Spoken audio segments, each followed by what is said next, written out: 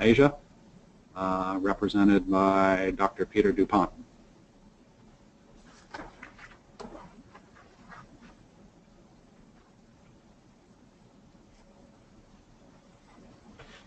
So thank you, John. My name is Peter DuPont. I'm the Senior Climate Change Advisor for USAID Asia. And so what we do is we implement and fund development projects in a number of sectors, including the environment. And one of our core areas of work is in the area of climate, clean energy, sustainable landscapes, and adaptation. And so we're delighted to be here with our partners, UNDP.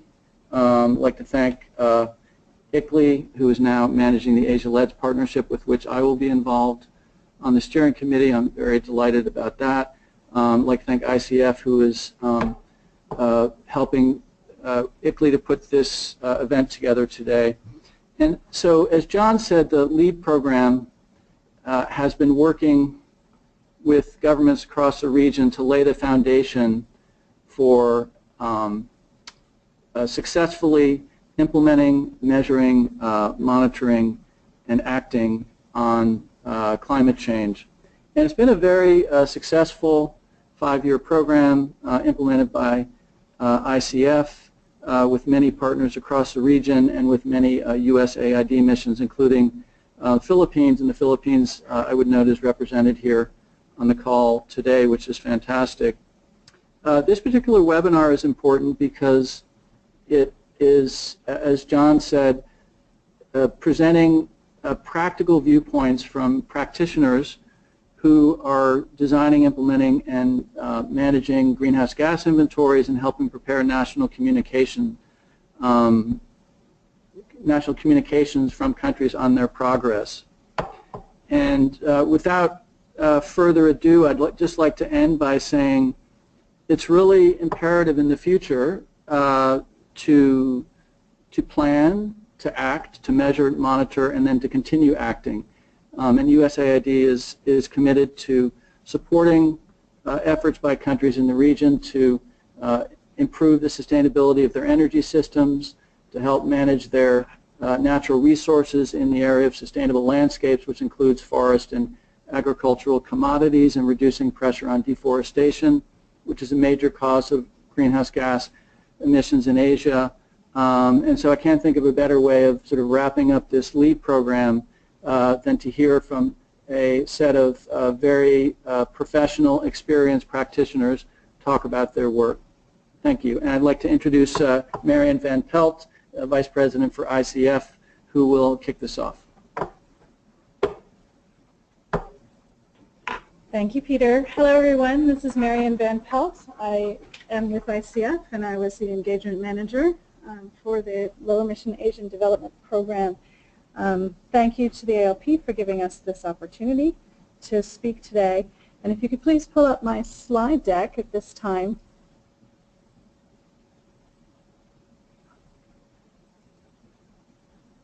Thank you. Can you go ahead and make it full? There we go. All right, great. So let's go to the first slide, please. The next one.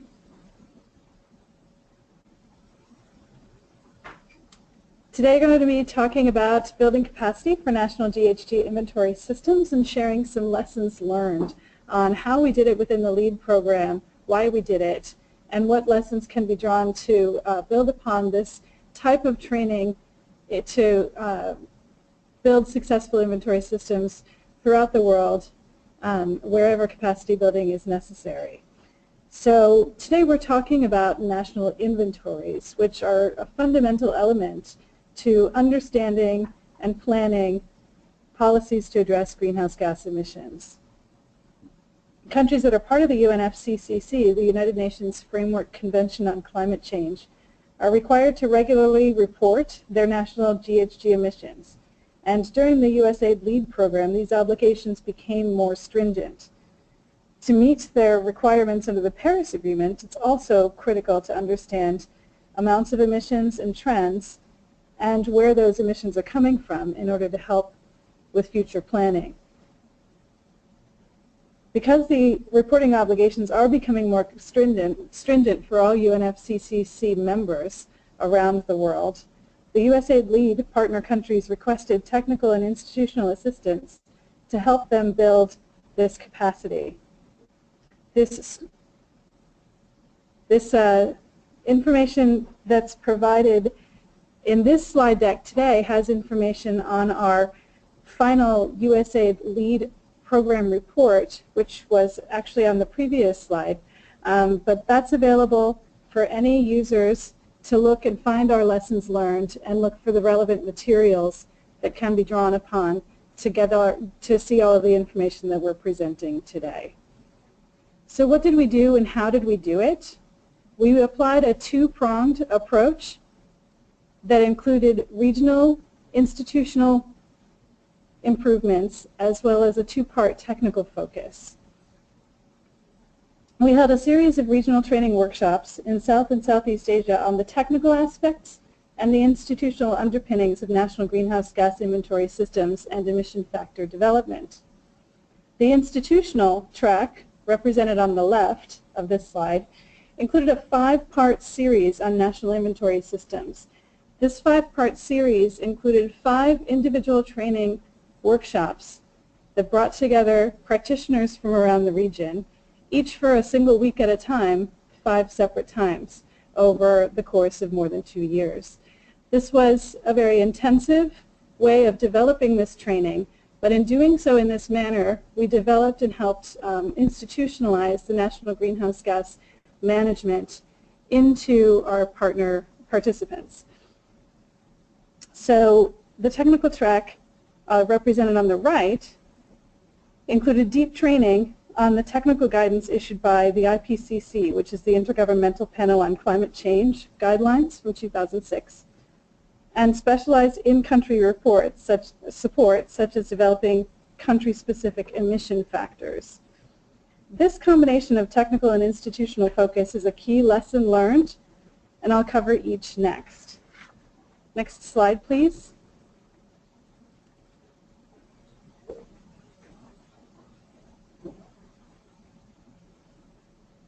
Thank you. This slide represents the institutional training track that we developed as part of this support. This institutional training track strengthened partner countries' abilities to create sustainable national systems to prepare and finalize national inventory information for the UNFCCC on a regular basis. During the lifetime of our program, the UNFCCC reporting requirements on our partner countries increased, and so this training was responsive to the needs that the partner countries had to help them respond. What did we do? Our program activities engaged core national GHG inventory staff from the governments of several South and Southeast Asian countries in a series of workshops intended to help them prepare their national inventories. The focus was on the guiding principles, which include transparency, accuracy, comparability, completeness, and consistency, or what's known as the TAC principles. Together, these principles help ensure robust greenhouse gas emission inventories, and those can be quantified to evaluate progress over time. The screen here shows some of the tools that we applied to be able to conduct this training. The first is a set of templates that were developed by the U.S. Environmental Protection Agency that go through some steps to help ensure that these TAC principles are met. The first set of information is contained in the document called Developing a National Greenhouse Gas Inventory System Template Workbook, and these include information on institutional arrangements, methods and data documentation, key category analysis, QA/QC, archiving, and inventory improvement plans, all of which together help our partners understand how to institutionalize and make a record of decisions made and progress made from one inventory to the next. There's a companion toolkit that helps with some very straightforward elements required to strengthen a national inventory system and institution, including templates for memorandum of understandings or roles and responsibilities and things like that. We also covered some additional topics on the IPCC software, which is available for all countries to use, and our partners requested some in-depth training on that as well. These tools and resources are available for anyone to use. These are public resources. And what we did was we built a comprehensive training that included a strong element of peer-to-peer learning and sharing built on the backbone of these tools. Next slide, please.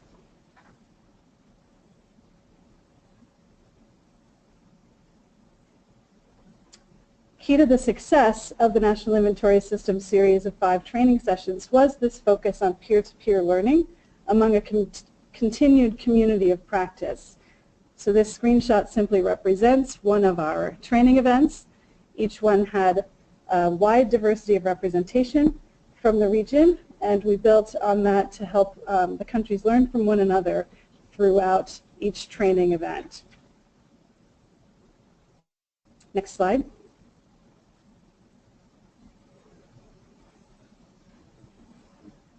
So how did we do? As Josh will cover in a few minutes in a separate brief discussion, we developed a variety of tools to quantify the results of the impact that our program was having. And as you can see in this slide here, several of the countries, in fact all of the countries that we worked with, demonstrated strong improvements, not only in individual understanding that happened during each training event, but what this is quantifying here is the actual improvement in the greenhouse gas inventories reported to the UNFCCC. So this institutional training track strengthened their ability to create the sustainable national system and prepare and finalize these inventory information for the UNFCCC on a regular basis. And Josh will discuss these particular findings a bit more in his presentation in a few minutes. Next slide, please.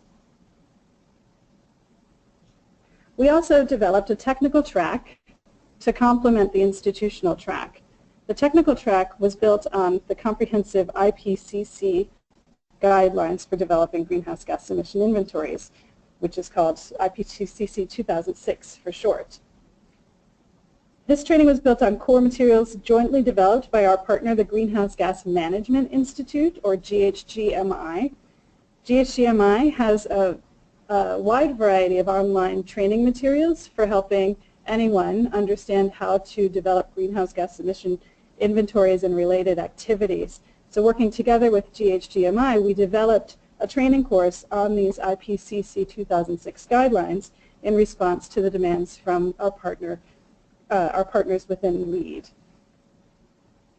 One of the key lessons that we learned from our program was that we identified quite early was that online training, while very rich and deep in information, was not the best way to train on this difficult materials. So what we did was we coupled the online training with an instructor-led facilitation, which we found to be quite effective to deliver this rich content together with some cross-learning elements and experts to help provide additional resources throughout the training.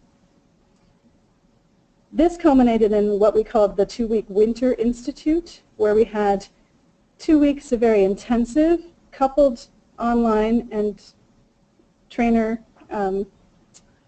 coupled events. The first week focused on cross-cutting elements of the IPCC guidelines, such as key categories and uncertainty analysis, things of that nature. And then week 2 was a deep dive into the IPCC sectoral guidelines by sector. Next slide, please. Again, we were able to quantify the results, and what we found was that participants in the first week, which was a cross-cutting set of trainings, they began the first week with some relatively high knowledge of the basics of national greenhouse gas emission inventories. And this was not a surprise to us because the USAID LEAD participant selection process favored applicants with clear and certain duties related to their country's national inventories. Also, several of the applicants had participated in the National Inventory Systems training course that I discussed a moment ago. So therefore, these participants had some relevant pre-existing knowledge. But we still found that at the end of week 1, that the participants' command of the subjects covered in this volume 1 of the IPCC guidelines improved by an average of about 20% in that first week. So we were able to continue to demonstrate value and results. Our second week showed even more significant results. In the second week, we broke people up by sector and did a deep dive to really understand the principles of greenhouse gas accounting by sector. And we were happy to see that we were able to show a demonstrated improvement of about 50% among our participants. Next slide, please. So what were the keys to our success? We did find that we got really great feedback from all of our participants. We were able to quantify and demonstrate the impact through the tools that I've just shown. And we thought it would be helpful to leave behind some essential insights on what we think led to a successful fundamentals training on greenhouse gas emission inventory. It was driven by several of the elements contained in this green text. And of course, nothing is perfect, so we did have a few lessons learned on things that were limiting of our impact that maybe could be built upon in future endeavors. So just briefly, what helped amplify the impact was really a reliance on some existing tools that were known to be successful. We did not start from scratch. We built on what was already out there. Peer-to-peer learning was essential, and it was fostered by the regional setting in which we did this training.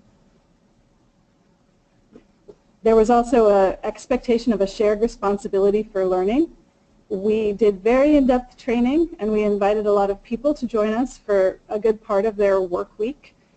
But what we did was ensure that it was valuable for them to learn from one another, to do exercises that actually demonstrated their capabilities and the increase in their capabilities to do particular tasks, and really depended on their cooperative and purposeful interaction.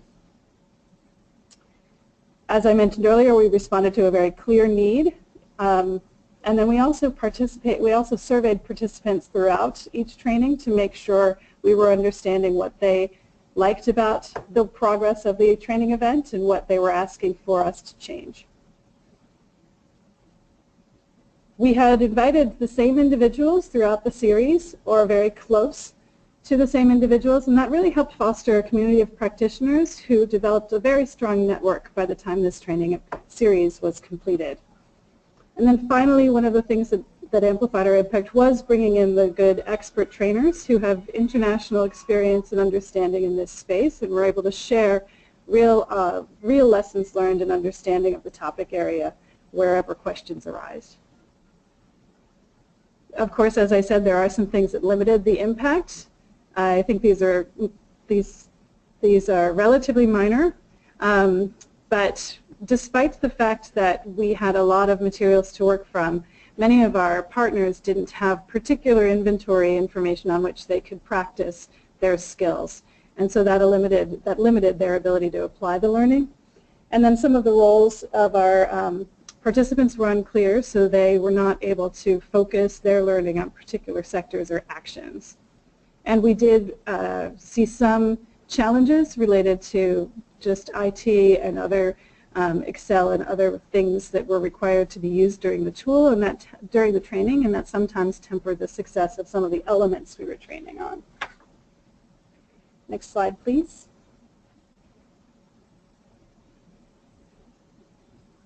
So all in all, I would recommend anyone who is interested to turn to a variety of other materials that I've mentioned here and that we are putting into the community in partnership with the ALP to provide our entire curriculum and the materials that we use in our training. So those are cited here, and I hope that others can continue to build on this foundation to help countries around the world respond to their UNFCCC reporting requirements, to understand and prioritize their emissions, and to take actions that are meaningful. Thank you very much for your time, and I guess at this point we do some Q&A if there are any. Thank you very much, Marianne, for the very nice presentation. And we invite our participants to come up with any questions that you may have. So you can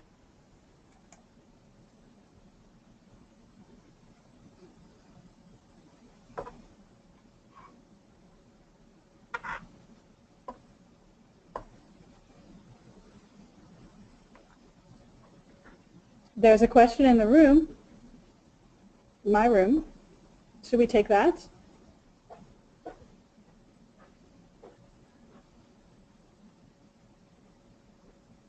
Okay, Peter?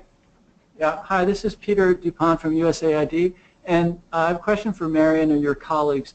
In the course of the institutional track and working with the different organizations, could you comment on the extent to which there were issues related to staffing and being able to fund the people in the agencies to do the work within the different countries, and if that varied greatly across countries?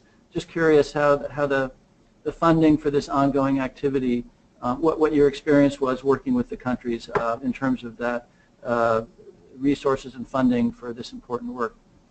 Thank you for asking. I imagine Josh would be able to describe in more detail precisely what the relevant challenges were for each, because he designed this training series. What I can say is that there is always a challenge with the resources available. There are resources available for every country from various groups that provide the funding to do greenhouse gas emission inventories. That funding often goes to third parties that aren't within the ministries and relevant institutions that have to deliver. And that was frankly one of the main things we were hoping to address as countries want to institutionalize their greenhouse gas understanding so that they can not only respond to these commitments but build on inventories over time. It's important to have this thread of institutional capacity within the ministries itself. And that thread and what we were training on was to help organizations institutionalize in a way that is not dependent on any single individual being retained within the organization. So what we were attempting to do is organizational learning and to leave behind activities and documents that can help countries build on them in a resource-constrained environment, because the last thing any of us wants to do is use resources redundantly or reuse the same resources again to start at square one. So our training was aimed precisely where you are asking about, Peter, in terms of looking at the resource constraints that exist within the government organizations and trying to make the most of that.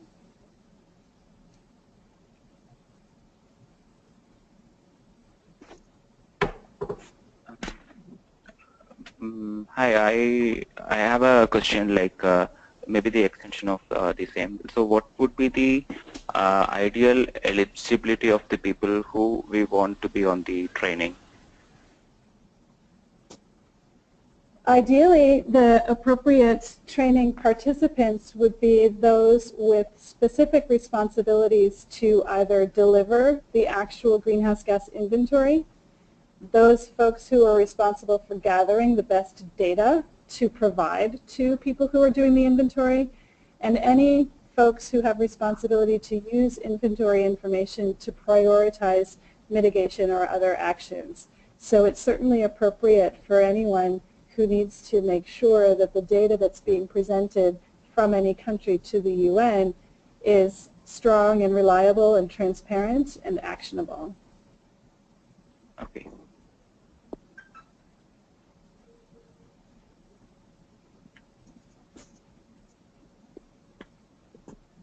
Okay, thank you. I guess I'll turn it back over. Yeah. Sure. Thank you, Marianne. So there are no more questions. Then I think we could move on to the next presentation. So if you have any questions, you can type in, or you can, at the end of the session, you can ask. Thank you. May I now invite May to take on the presentation, take on the floor. Okay, thank you. Yeah, thank you. Good morning, everyone. Thank you for inviting me to participate in this webinar. It is my honor indeed. And I was with the the USAID lead program for 4.5 years before I joined UNDP as a project manager for the Thailand third National Communication and Biannual Update Report, and also the second Biannual Update Report, which will be coming very soon. And as I am working as a project manager for Thailand TNC and BUR, my main role and responsibility is to ensure the project produces the results specified in the project document. So for this opportunity, I would like to provide my insight of the project management that related to the project and specific to National Greenhouse Gas Inventory System. I don't know how familiar you are with UNDP GAF project. So I would like to start with the overview of the project and start with the startup process. And once the project has been awarded, UNDP and implementing partner, usually the Ministry of Environment, who is in charge of the climate change and submit the report to the UNFCCC, will initiate the process that we call the Local Project Appraisal Committee meeting, or LPAC in short. And it can be in-person meeting or it can be virtual survey. There are two main objectives of this activity. Firstly, to generate strategic, insightful inputs to be incorporated in the current project design to ensure that the project factors in the current development of UNFCCC.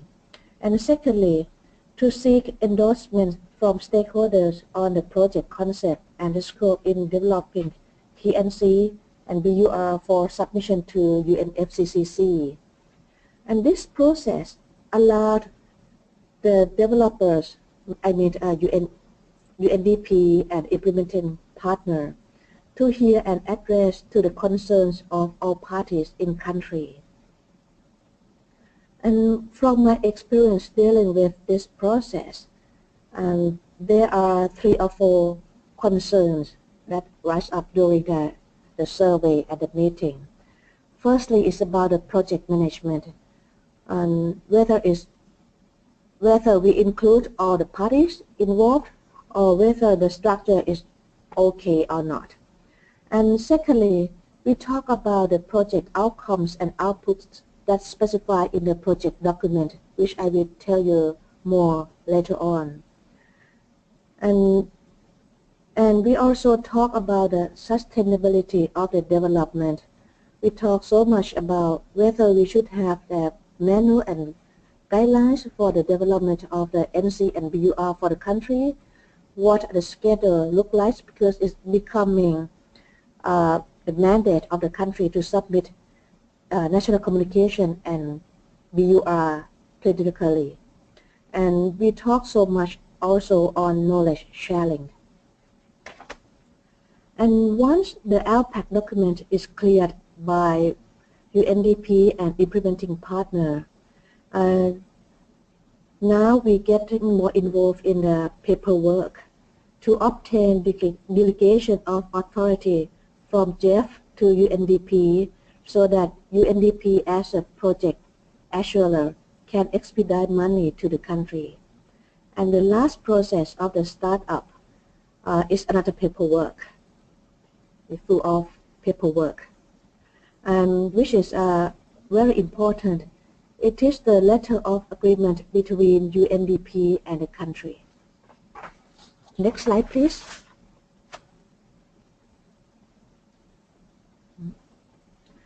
And then I would like to walk you through the project document of TNC and BUR. And this is a case of Thailand, but I believe that the other countries would have the same or similar project document. And the objective of the support from Jeff and UNDP is to assist the country in preparation of its third national communication and first or second biannual update report to the UNFCCC.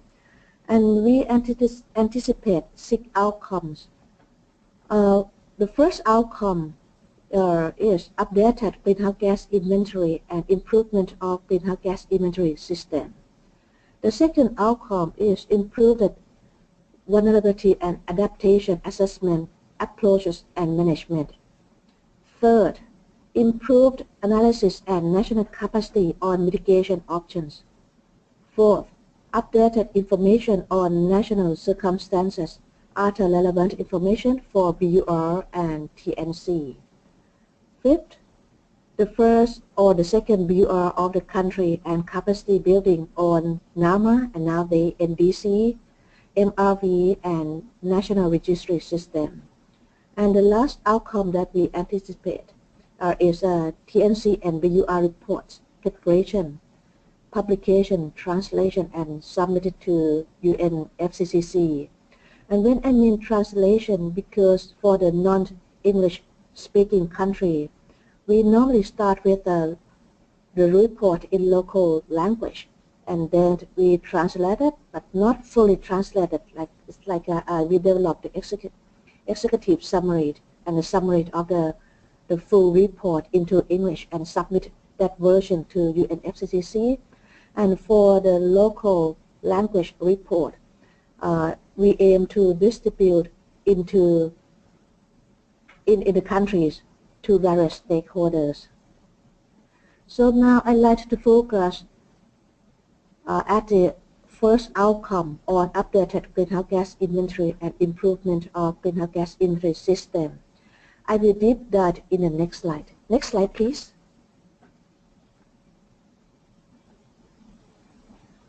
And when we look at the project resource framework for the first outcome greenhouse gas inventory, from the project manager standpoint, we developed the indicators and we look at these indicators. It also mentioned in the project document that we submit to Jeff and in the letter of agreement between UNDP and the country. The first indicator that we are looking at is a national greenhouse gas inventory for 2011 and 2013. It doesn't mean that we develop only inventory for these 2 years, but we also calculate back to the year 2000. And the second indicator, we are looking at QA and QC process, key resources analysis, and GPG applied. And we also look at the institutionalized of the national greenhouse gas inventory process to the country. Database and archiving is enhanced. That is another indicator. And also national capacity enhanced. That's an indicator. And with the hope that the end of the project is a national greenhouse gas inventory chapter for the BUR and TNC are completed. And national inventory database and archiving and the system is established. And also national inventory process is institutionalized.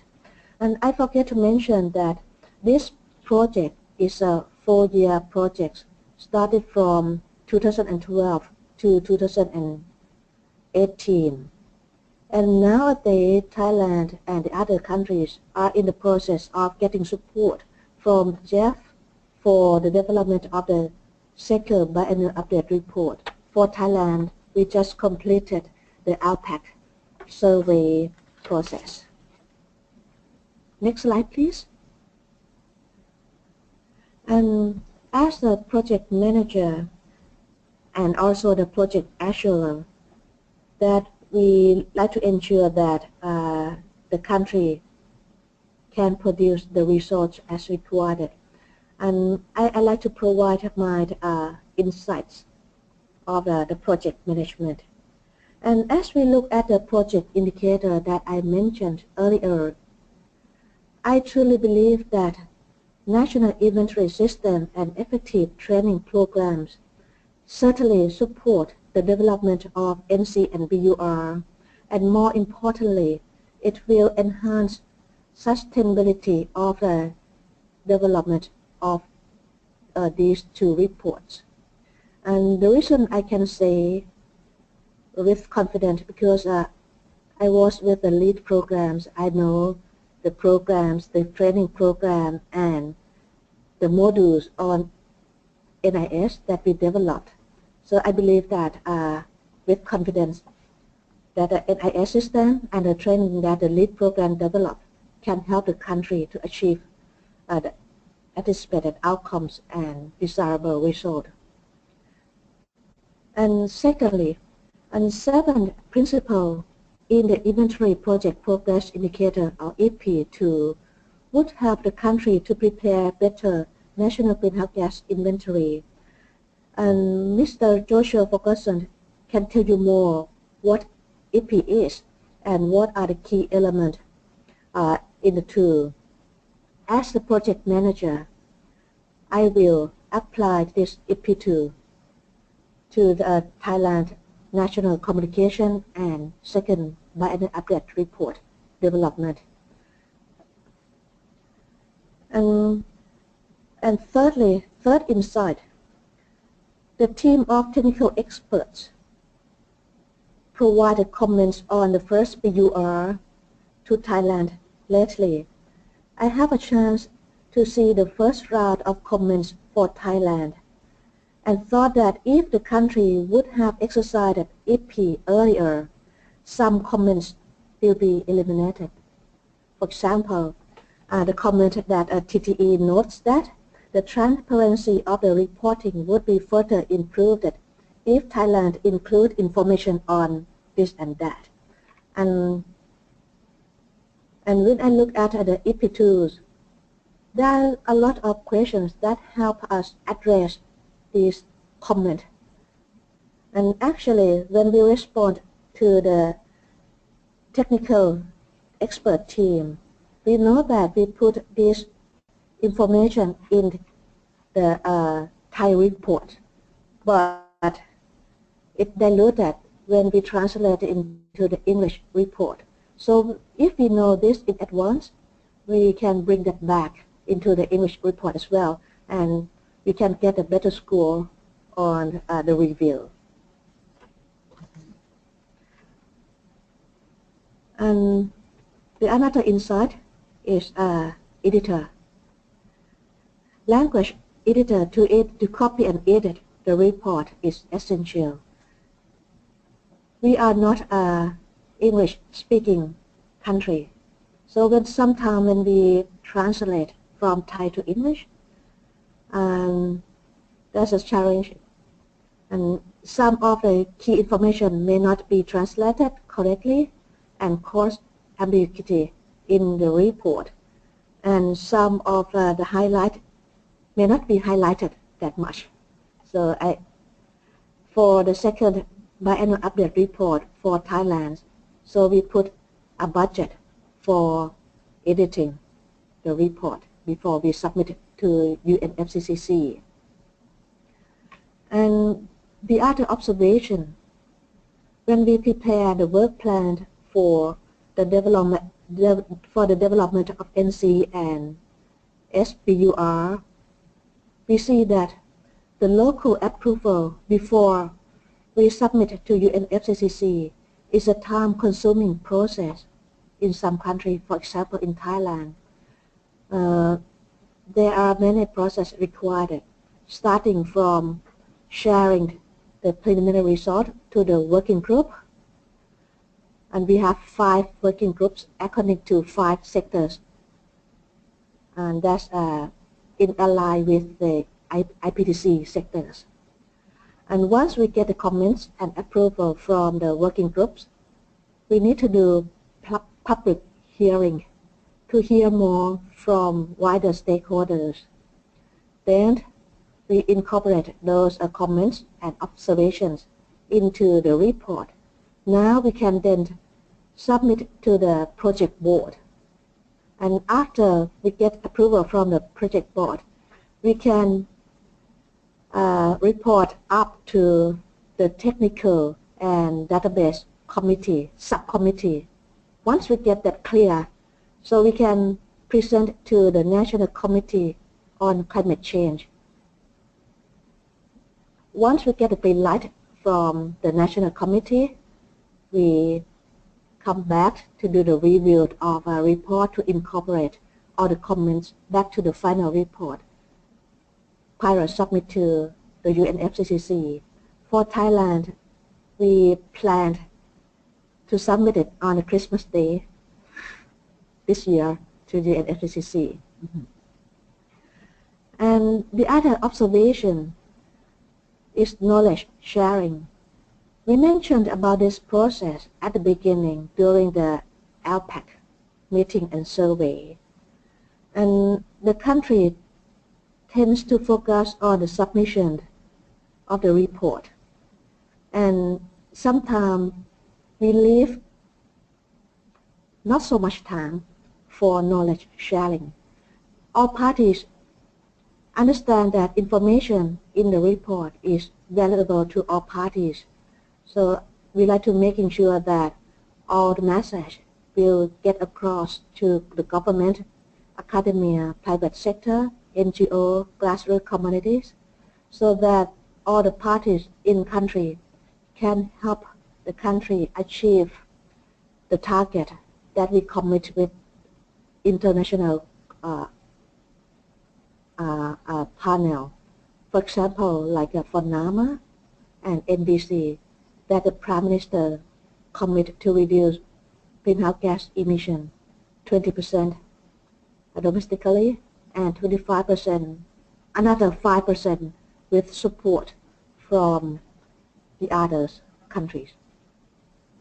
And lastly, as the project that received support from UNDP and JEF, there's a M&E requirements for the countries. And the requirement, next slide please. The requirements start with the inception workshop at the beginning of the process. Then, like a typical 4 years or multi-years project, we need to report the progress quarterly. This includes the progress and also the risk analysis.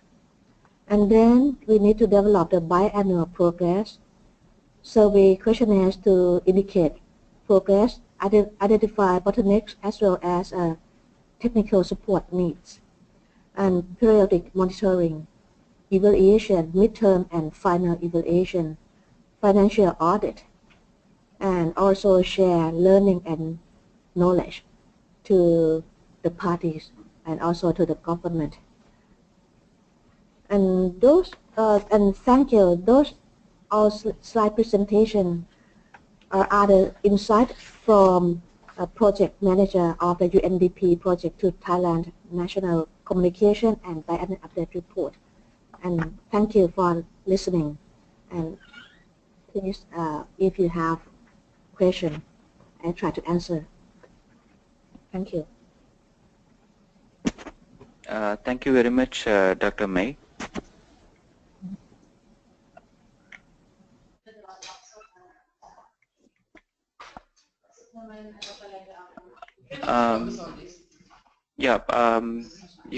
The participants can come up with questions that you may have. And Dr. May, I have a question to you. With regards to data collection, I guess there would be inherent challenges, but since we are collecting the sector-based data according to the IPCC sectors, so do you also align the data collection from various sectors to align with IPCC data collection formats, or you collect and you align it later, or any insights on that? Yep. And regarding to data collection, in Thailand we have 5 working groups related to IPCC sector. And in addition to the technical advisor to the development of greenhouse gas inventories, they also have mandate as a data provider to provide sector-specific data to the greenhouse gas compiler team. Okay. So that's their obligation to provide it. Okay.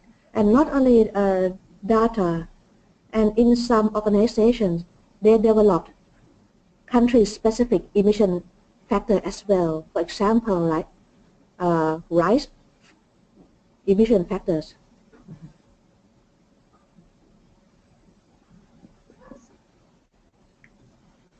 Okay. And Thank you. okay, Peter, please.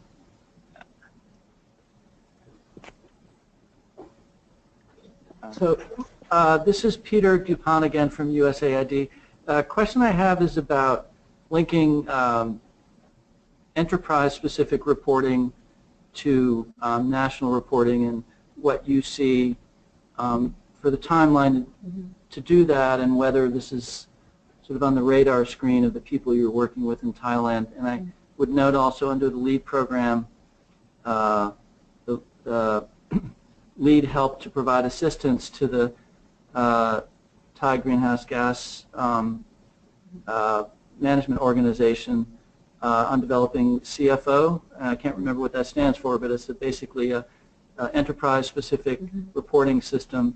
Is ultimately so there's a lot of interesting companies in measuring and monitoring their own carbon. And how do you see that playing out over the next 5 to 10 years? And is this something that's on the radar screen of the people that are doing the national inventories?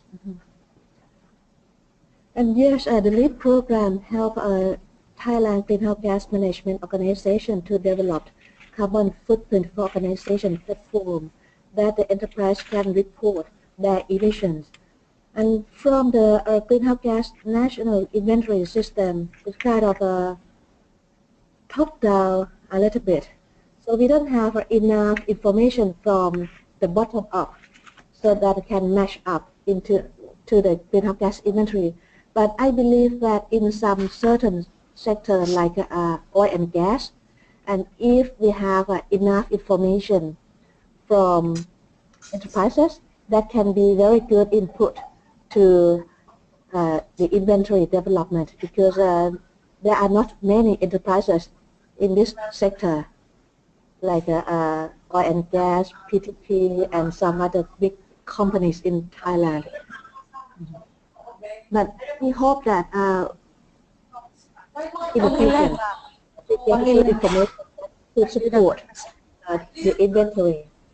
And also from the Australian government, and they are helping Thailand to develop a database to support the greenhouse gas inventory development, and that is based on 2006 guidelines.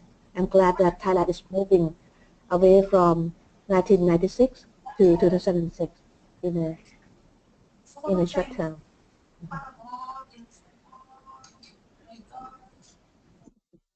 I think that's it. Okay, thank you very much. And if you have a question, you can email me or maybe ask me again at the end of the webinar. Thank you very much. Sure.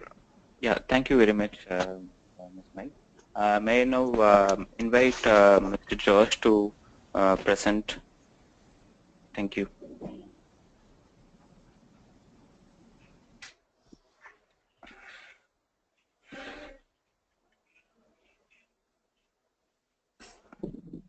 Hello, Josh.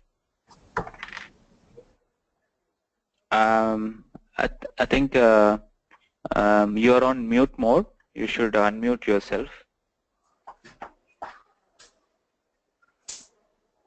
And the participants during Q&A session, you can unmute yourself. So by default, you're not muted. If you have any questions, you can unmute yourself and you can speak up. Josh?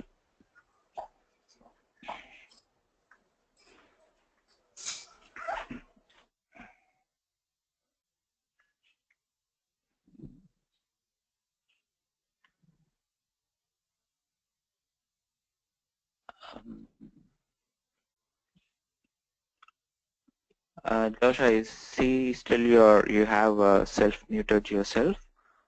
Maybe you should unmute.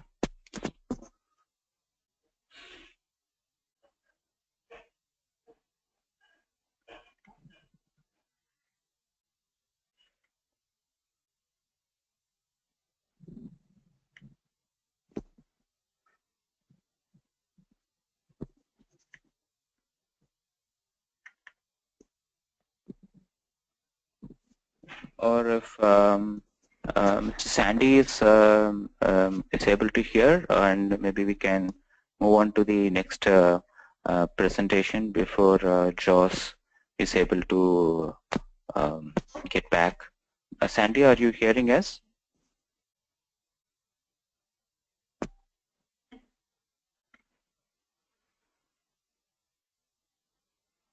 Yes. Hello, hi, Sandy. So can we move on with your presentation? Sure. Okay. Yeah. I'm not sure if you were able to hear me right now. Sorry. I'm just checking if you are able to hear me right now. Yes, we are able to hear you. Okay. Sure. Okay. Okay. Thanks. Good morning, everyone. I'm here to talk about the experience of the Philippines in institutionalizing the greenhouse gas inventory, the national greenhouse gas inventory. So if you could please move on to the next slide. When we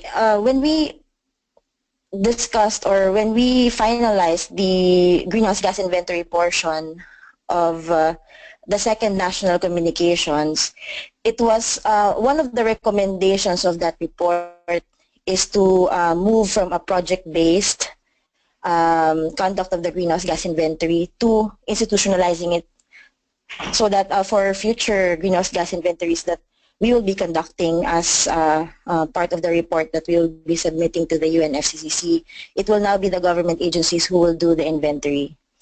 So this direction is actually reflected in the National Climate Change Action Plan 2 years after the finalization of the greenhouse gas inventory portion in 2009. So in 2011, when we passed, or when the NCCAP, or the National Climate Change Action Plan, was finalized, it was reflected there that one of the things that we wanted to do is to make sure that we would be able to implement and develop a national system for monitoring our greenhouse gas emissions. So next slide, please. Hello?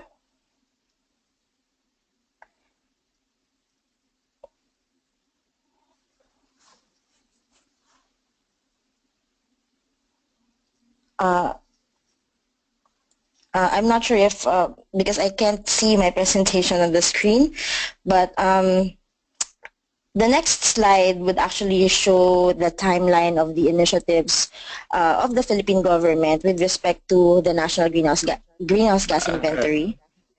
May I interrupt? Just a second. Yes, yes. Yes, I think Josh has taken control of the system, so we will resume we will resume your presentation slides. Just a moment. Okay. Sonali, can you show Sandy's presentation? Yes, I'm just... Sure.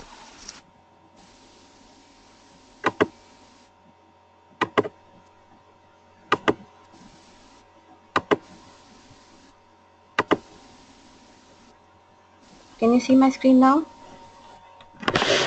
Yes, perfect. Thank you.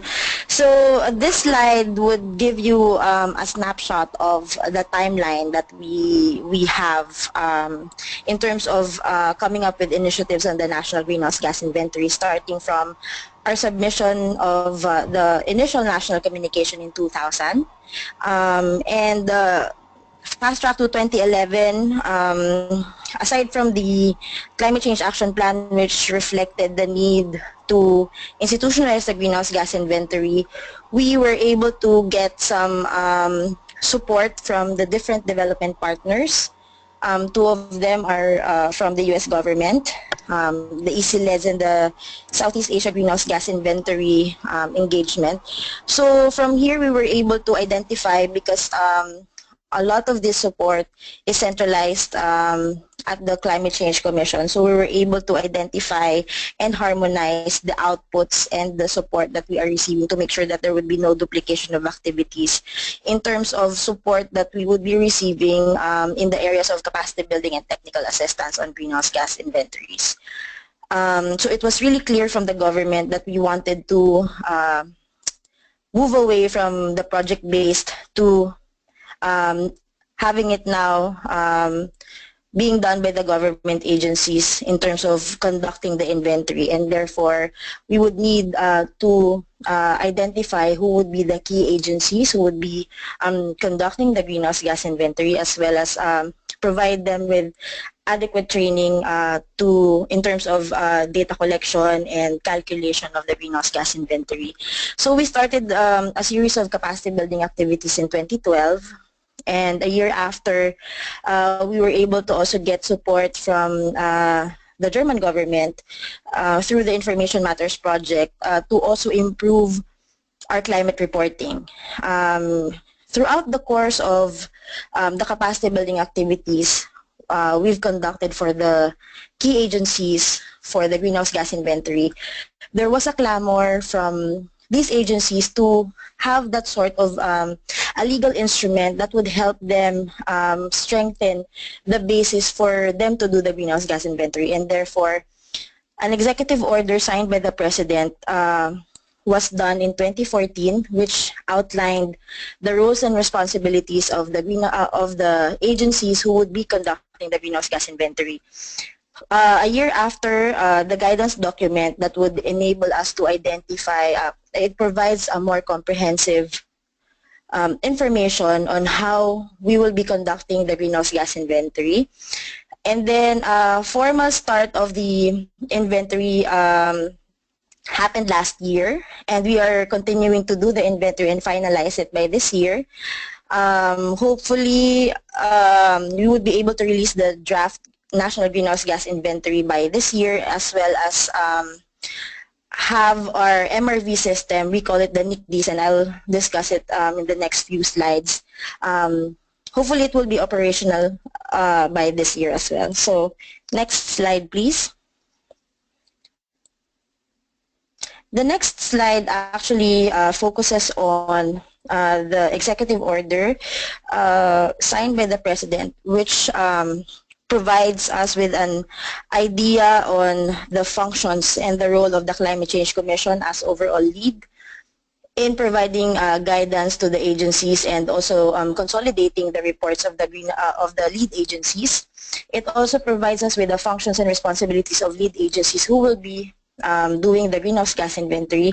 And we wanted to make sure that we're doing the greenhouse gas inventory not just because of compliance to climate reports and to make it more sustainable, but it has to be in the context of sustainable development. What are the other benefits that we would get in doing the inventory? And this was actually reflected in throughout the course of the capacity building activities that we've conducted with the agencies. In fact, let me give you an example. When we were doing this training workshop with one agency and then identifying the data availability or the data that's needed for the greenhouse gas inventory, when we were doing a checklist of the data that they would need for them to conduct an inventory for a particular sector, they mentioned to us that, you know, before we used to collect that data, but we didn't really know the value of getting that data, so we decided to scrap it. But seeing now the importance of getting that data for the greenhouse gas inventory and for us to estimate how much we are emitting for this particular source, they decided to put it back in their statistics.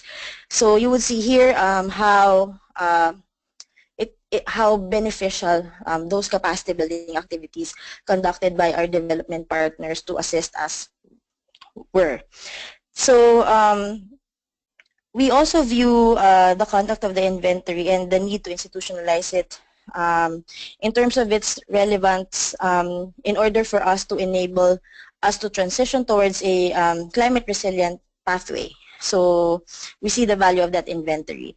And that's the reason why it was when we were doing a series of capacity building activities with the different sector, when it was really time for us to draft the institutional or the legal instrument, it was actually easy for us to have it approved by the Office of the President, because it's not just the Climate Change Commission who was providing the benefits of doing the inventory, but the agencies themselves were there to support the Climate Change Commission in explaining to the Office of the President why there is a need for us to conduct a greenhouse gas inventory and have it institutionalized in key government agencies. So the next slide will provide you with who are the actors mainly in terms of the conduct of the greenhouse gas inventory. And let me just, I won't give you the rundown of the lead agencies here since you can see it from the slides, but I just wanted to point out that the original structure for the greenhouse gas inventory framework or structure for the Philippines is just focused on who would be the lead agencies, who will conduct, who will do the inventory, and the role of the Climate Change Commission. But because of what we've learned from the capacity building activities undertaken under the ECLEDS, USAID ECLEDS program, particularly with USAID LEAD, we were able to also reflect the need to include the QA/QC plan as well as the archiving system into our overall GHG management plan. So we actually added it here based on what we've learned from the activities that were conducted by USAID LEAD. So that now is the more or less the final structure in terms of the conduct of the inventory for the Philippines. So next slide would provide you with an information on basically what would our MRV system be. So we actually call it the National Integrated Climate Change Database Information and Exchange System, or the NICDIS. Initially, it was structured to only monitor or come up with a monitoring and database system for mitigation activities. Therefore, the greenhouse gas inventory component is very instrumental. And we, in terms of the national greenhouse gas inventory, we are being guided by the Executive Order 174 to identify who would be the key agencies who would be contributing to the flow of data and consolidation of the data that we would need in order to come up with a report for the greenhouse gas inventory. But as of last year, late last year, there was a decision now from the management to also include, to expand the NICDIS and include our monitoring system for our adaptation actions. We are also being guided by the means of implementation. So right now, we are on our 4th year of climate budgeting, meaning we are monitoring now how much government agencies are spending for climate change, both adaptation and mitigation. And so in developing that system, we wanted to somehow integrate that into one big system for monitoring itself.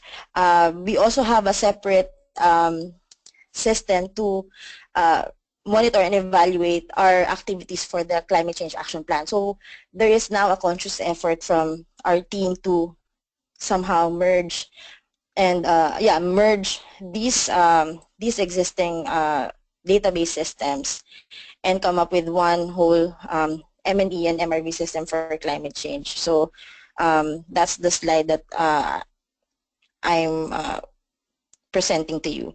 So the next slide, I think this is my last slide. In terms of course, it's not really perfect. If you would look at the timeline, it took us quite a number of years since we're talking about institutions now and moving away from that project-based conduct of the inventory to mainstreaming it into the plans and programs of government in terms of mainstreaming greenhouse gas inventory so that we would be able to report it on a more frequent basis. We really invested a lot of time in terms of coming up with what would be the needed legal instrument, what would be the institutional arrangements that have to be in place so that we would be able to do the inventory on a more regular basis. So although there were some hiccups along the way, I think the success factors would be these four bullet points. First is that it was really important for us to have that strategic direction. So coming from the recommendation, we based on the recommendations from the second national communications that there is a need for us to mainstream the conduct of the inventory in government. So there was a conscious effort from the government to really institutionalize the greenhouse gas inventory, and having that strategic direction and strategic and policy direction from the government, it somehow guided not just the government but also the development partners who would like to work with us to improve the climate reports that we would be submitting, for instance, to identify the areas where they can provide us with support. So, and having a central and having one government agency that would oversee the implementation of these activities is really very helpful to really avoid duplication among the support that we are receiving. Capacity building activities are very critical.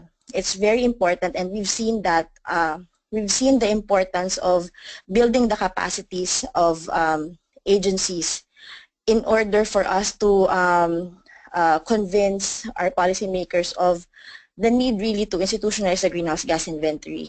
And by conducting these greenhouse gas, these capacity building activities, we are able to improve our data collection. We were able to identify the gaps and see the other co-benefits that we have for conducting the greenhouse gas inventory. Certainly, a legal instrument that would somehow institutionalize the conduct of the inventory is very helpful by having that Executive Order 174 in place. It somehow enabled government agencies to provide funding for the conduct of the inventory. It enabled us to identify the need to really provide provide priority in terms of our activities in the conduct of the greenhouse gas inventory. At least you have that legal instrument, and that's very, very important. Of course, given that the Philippines is not really a significant emitter at the moment, you have to think of ways and you have to identify what are the other benefits that you would get if you do the inventory. Certainly, it would. We noticed that by conducting the greenhouse gas inventory, we are able to also improve our data collection. So, identifying what are the other benefits that you would get for the inventory, for the conduct of the greenhouse gas inventory is certainly very important. So, I think that ends my presentation, and I'm ready to take and answer some of the questions that you would have. Thank you very much. Thank you, Sandy. Hi, I'm Sonali. I now take over for the Q&A session. So do we have any questions for the presentation?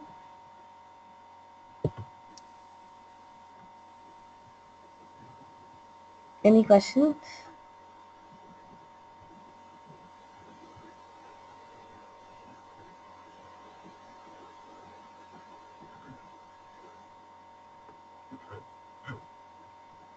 Okay, so thank you, Sandy. We now move on with the next presentation.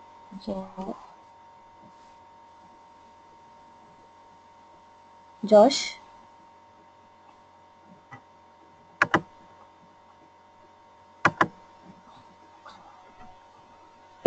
So I hand over to Josh now.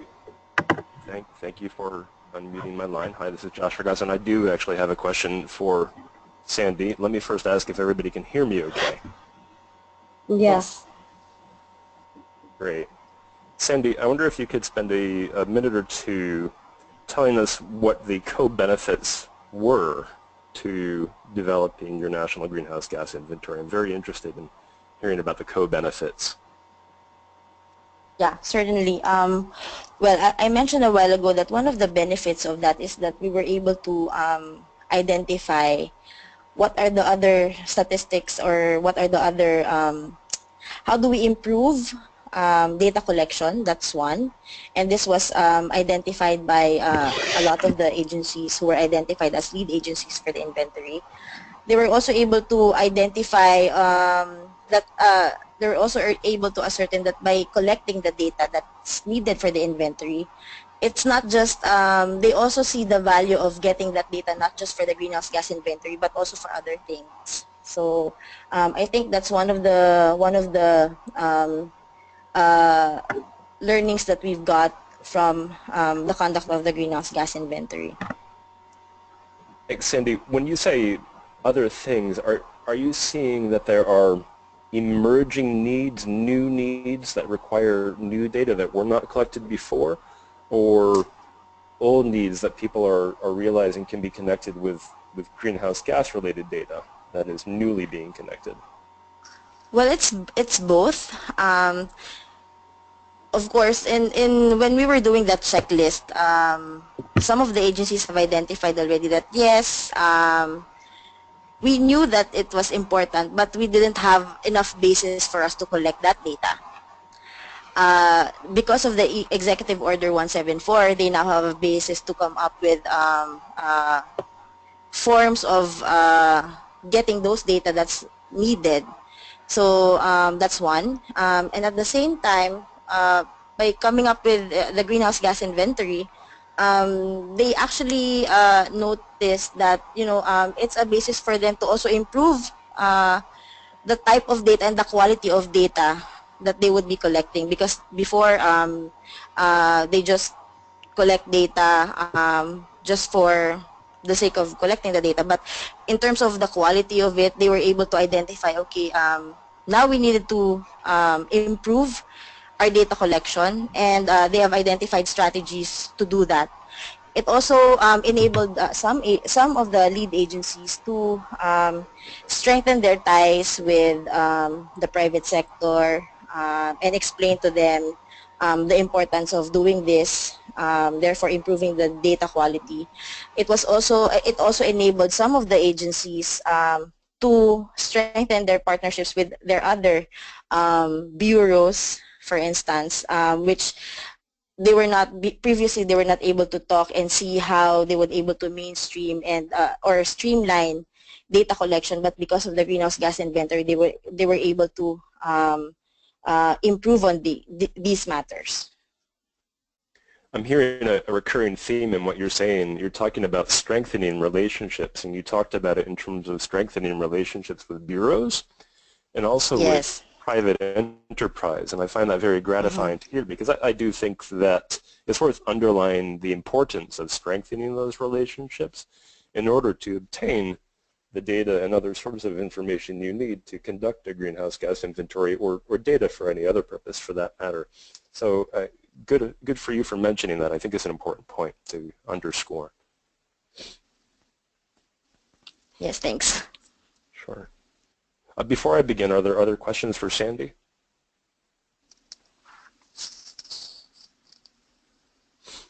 Okay, I think I'll jump to it then. Hello, everybody. I do want to thank you, Sandy, and Marianne and Mai for your very enlightening presentations. I thoroughly enjoyed them. I also want to thank the ALP and ICLEI and RDMA for making this webinar possible. And lastly, I'd like to thank all of the people who are calling in and joining us for these presentations. Your participation is very rewarding, and I'm glad that you're here to see what we have to say. So on that note, I'm going to be talking about measuring inventory improvement and understanding its key factors. And I want to first say why I'm talking about that, and I hope it's clear from the three presentations we just heard, while I worked on the LEAD program with Mai and Marianne, my colleagues, and working with Sandy as a frequent participant, the focus, the objective really was improving inventories, but it's not enough at the end to say, yes, we did it. We had an effect and inventories did get better. To say that, you have to measure what you've done, and to do that you need a tool that demonstrates your measurement, that validates what you're saying. So I'm going to be talking about the tool that we used under the LEAD program to measure inventory improvement, and then I'm going to say a few words about the key factors behind the improvements we observed. So on that note, I'll ask to go on to the next slide, please, Sonali. And on this slide, I'm going to define the tool that we used.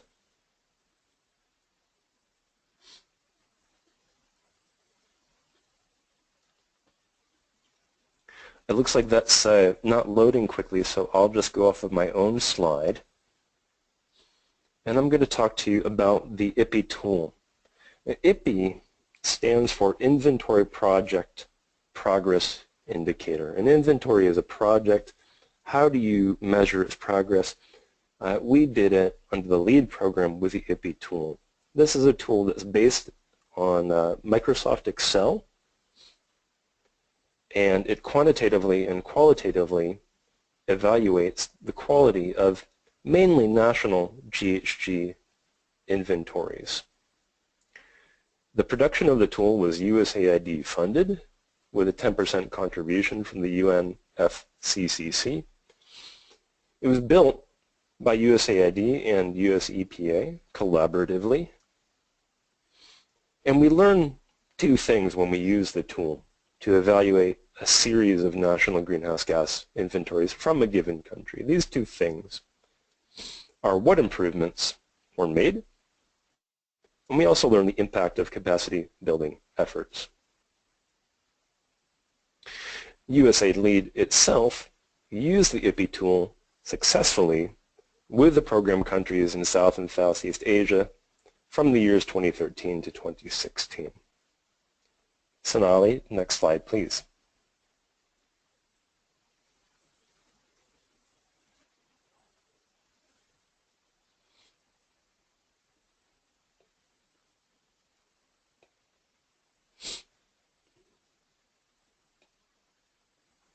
Seems to be a bit of a delay, so I'll just go off of my own slide. And there is an important chart on the next slide. Here we have it. Okay. On this slide, I'm going to provide a chart that demonstrates the impact of the LEAD program. As you can see here, 6 countries are able to prepare better national greenhouse gas inventories after having gone through the capacity building workshops and the like of a USAID LEAD program. What we did was evaluate inventory documents that were created before our capacity building activities and documents that were created after. So we evaluated a before scenario and an after scenario, and we compared the two. And we saw that every country improved. And you see that with the blue bar and the red bar. The blue is the before scenario, the baseline assessment, and the red bar is the final assessment, or if you like, the inventory documents created before the capacity building and those created after the capacity building. And you can see that in every case the red bar is higher than the blue bar, demonstrating that each of these 6 countries improved their inventories. Next slide, please.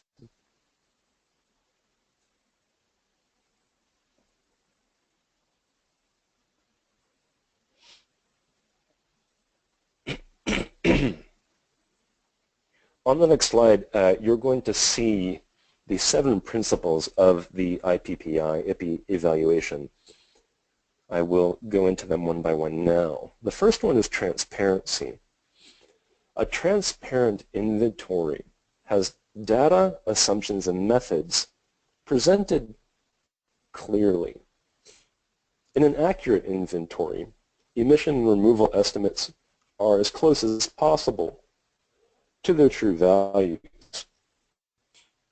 In a consistent inventory, we see that there is a basis on the same assumptions and equations. So you really have consistency in inventories, plural, as opposed to a single inventory. A country does a first, a second, a third national communication. There's consistency between them when they're based on the same assumptions and equations. In a complete inventory, you see an inventory that includes estimates for each of the country's emission sources and removal sinks. Comparability is referring to the emissions and removals in the inventory having been estimated in accordance with the IPCC guidelines. There you have TAC, which Marianne mentioned in her presentation, TACCC. The TAC principles are promulgated by the UNFCCC. In the IPI tool, we added 2 principles to the TAC principles, and they are institutional arrangements and improvements. Institutional arrangements refers to the inventory having been prepared systematically, meaning that the entities involved have effectively coordinated their varied roles. Improvements is referring to the inventory identifying future needs and prioritized actions, and these are explained in an inventory improvement plan. So there you have the 7 principles of the IPI evaluation. These are included and are the foundation of the IPI tool because they are believed to demark a high-quality inventory. That means that a high-quality inventory is transparent, accurate, consistent, complete, comparable, founded upon strong institutional arrangements, and calls out improvements that the country would like to make in its next inventory. Next slide, please. Thank you.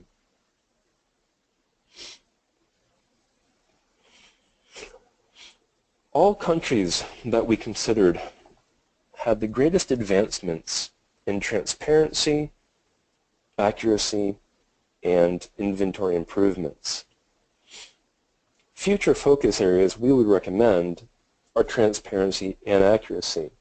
That might sound odd because I just mentioned that those 2 were amongst the principles where we saw the greatest advancements. However, we still think there's great room for improvement amongst the countries we worked with on transparency and accuracy. There's still a lot of room to grow there. Next slide, please.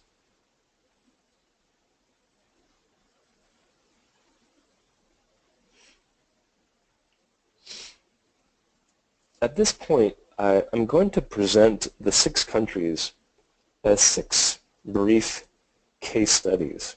I'm going to tell you how each one did well, the 2 or 3 principles where it really excelled, and I'm going to look at each country and try to explain why it did better in its second inventory after the capacity building as opposed to the inventory we looked at from before capacity building. So what really drove the improvements in each country? For country 1, we saw, with regards to completeness, the inventory in the 3rd national communication was set to include many important elements the 2nd national communication did not. This added to its completeness. Regarding institutional arrangements, it was clear to us that it was now much more clear who was responsible for the inventory and who would support it. That enhanced institutional arrangements. Regarding improvements, an important part of this country's 3rd national communication inventory was improvements as opposed to what we saw in the 2nd national communication. What drove these improvements in country 1? Intensified government interest in the inventory, for one. Secondly, commitment to completing the EPA template workbook, which Marianne discussed in her presentation, and which was the subject of the first 2 of our 5-part series of regional trainings on national greenhouse gas inventories. And thirdly, study support from in-country experts. Let's go now to the next slide in country 2.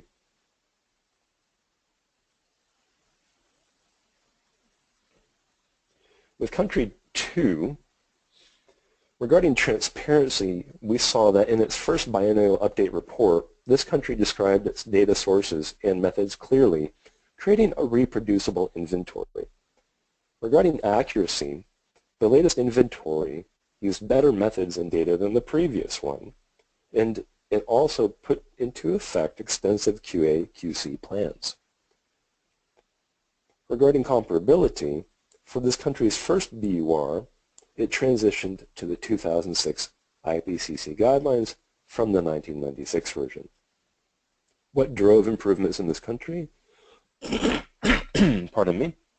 First of all, instrumental staff. Full-time on-site leadership from experts supported by UNDP, long-term motivated government staff, and going back to the same contractors from academia for multiple inventories, which represented an investment in their capacity.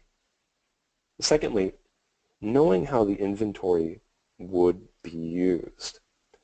This is one I really want to underscore because I think is responsible for some of the greatest improvements that we observed. If you have a use for your inventory, you'll have an added incentive to improve it.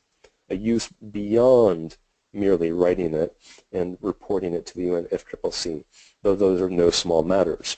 There are other things to which an inventory can be put more nationally focused, domestically focused, which can add value to the inventory. Let's go to country 3, please. Next slide. Country 3 improved along the lines of accuracy, comparability, and institutional arrangements. I think in the interest of time, I won't go into each of those, but would invite participants to read this slide and the subsequent slides in greater detail. Instead, I'll focus on the essential insights for the next 4 countries, 3, 4, 5, and 6. The essential insight, the things that drove improvement in country 3, I think, or held it back, depending on how you look at it, whatever a country's culture of record keeping may be, that is going to impact accuracy. So it is possible to be complete, as you see country 3 was. In its final assessment, it scored a 3 out of 3 on completeness, but accuracy was quite low. So it's possible to complete while simultaneously being less useful than possible because data are only approximate. This is difficult for a core inventory team to influence. However, you'll find an opening in institutional arrangements because those arrangements give the core inventory team the chance to have an influence on the data being collected, including how accurate, how specific those data are. Let's go to the next slide in country 4, please.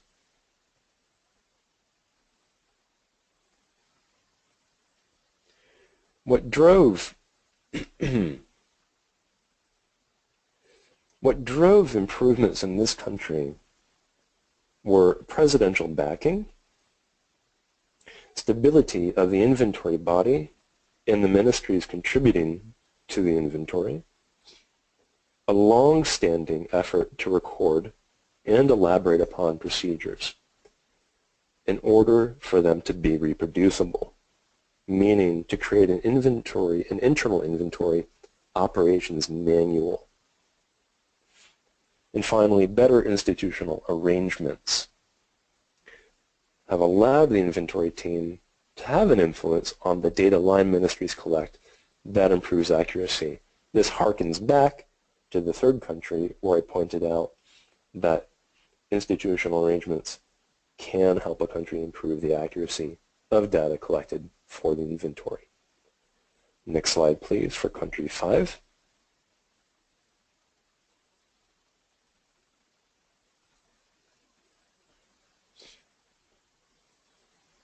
Thank you.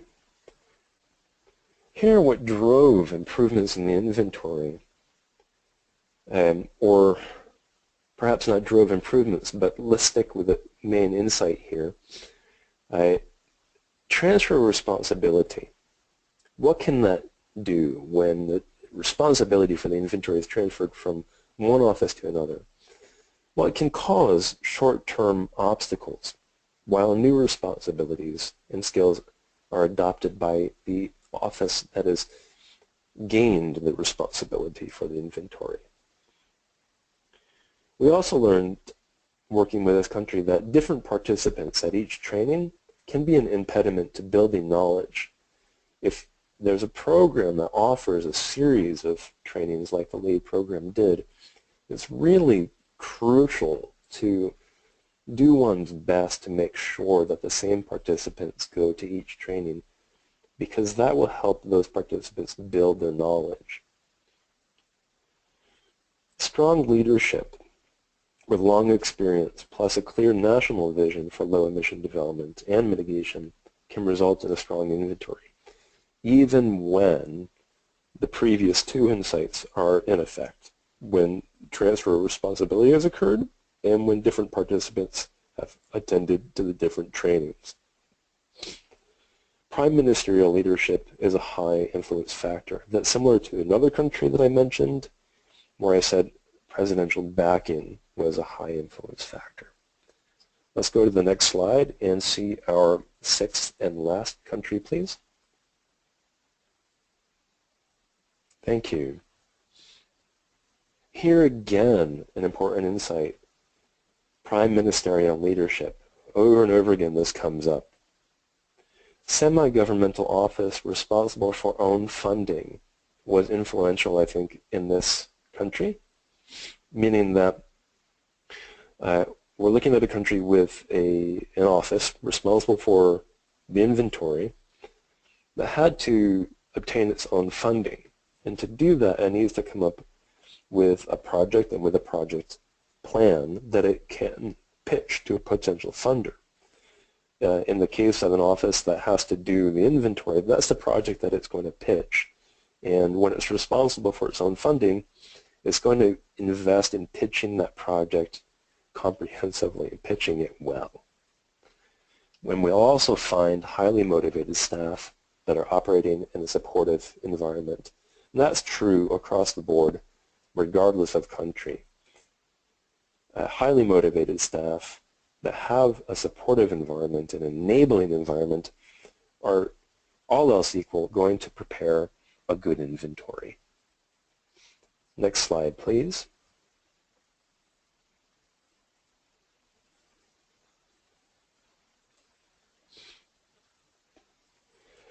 So in this slide, my last, I'm going to go through a long list of takeaways. These are the most essential insights I'd like people to remember.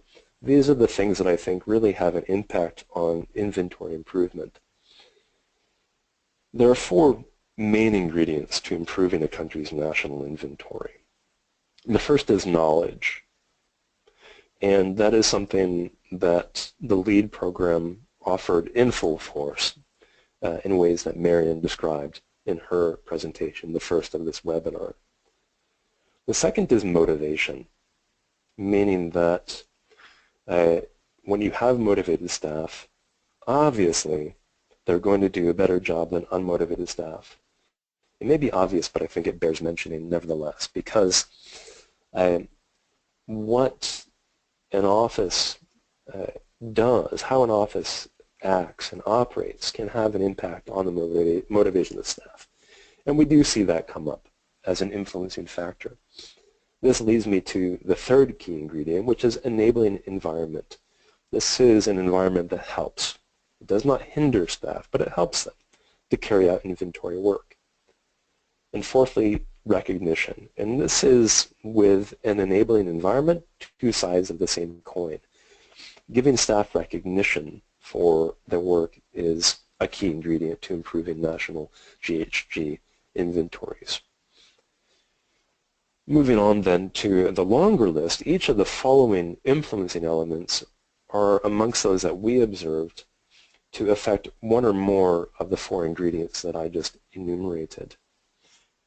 The first is government interest. This can be in the form of presidential or prime ministerial leadership. That looks like a directive or a decree or sitting on the inventory board. Secondly, knowing how the inventory will be used. What purposes will the inventory serve? A clear national vision for low emission development and mitigation. That's something that can result in a strong inventory. Think about using your inventory to create evidence-based policies and help you meet your nationally determined contributions. This incentivizes improvement by making the inventory more valuable. It adds to the value of the inventory. Thirdly, using learning tools. Marianne talked about the EPA template workbook, the EPA inventory toolkit, and the IPCC guidelines as the three main components of what we conveyed in our capacity building activities under the LEAD program. And of course, related to the last, the guidelines, there are the related courses. For example, the Greenhouse Gas Management Institute online courses on the IPCC guidelines. Fourthly, taking advantage of and learning from in-country experts that are funded by development partners. They're there, and so there's a lot to be gained from calling upon the assistance that they offer. And this is something that we observed. Fifth, having instrumental staff, like long-term government officers or consultants returning to the same contractors for multiple inventories. Sandy, you come to mind when I read this one off, instrumental staff and long-term government officers. You exemplify that one, and I think that Philippines inventory owes a lot of its progress and success to your involvement with it. 6, investing in the capacity of government staff or contractors.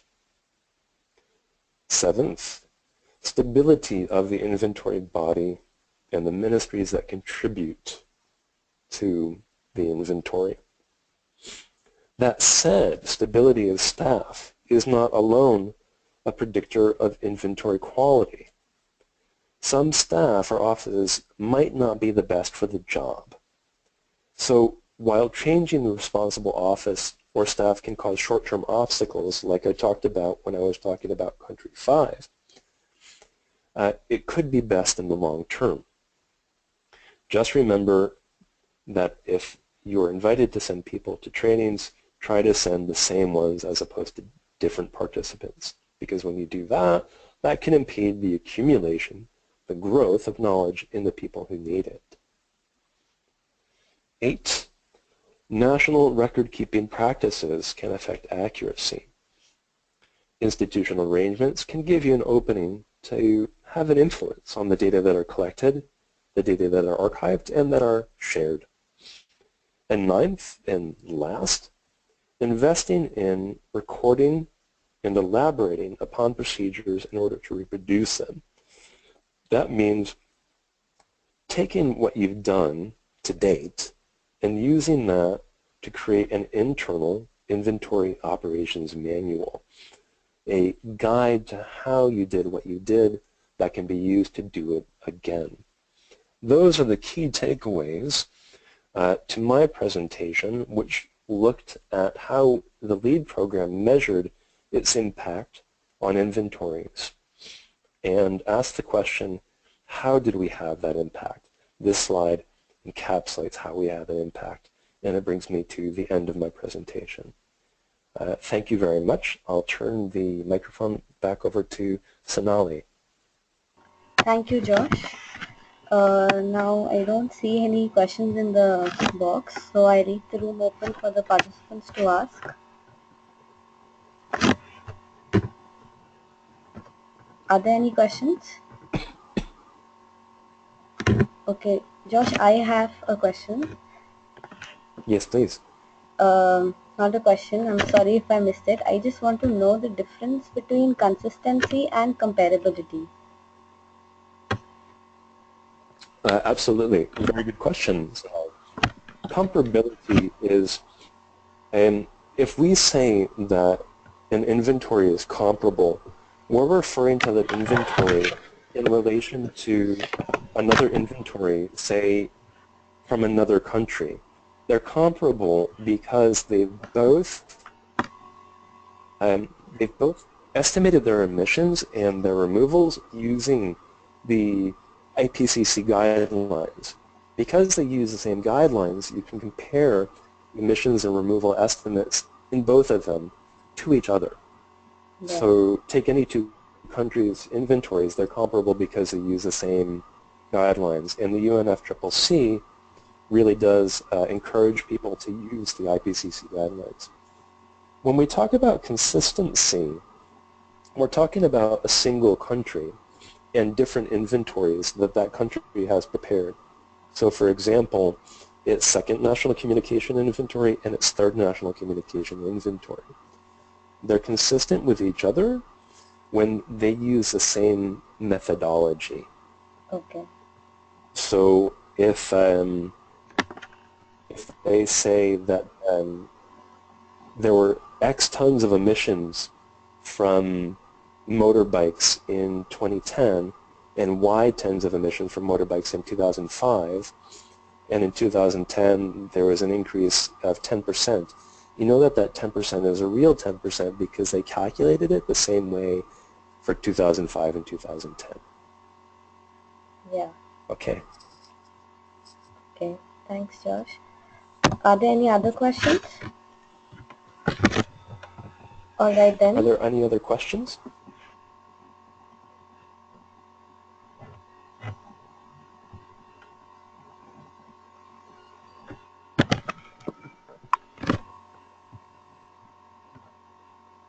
Hello? Can you hear me? I couldn't hear you, actually. Maybe you were on mute. Were there other questions? All right then, if there are no more questions, I would like Aurelia and John to say a few words and close the webinar.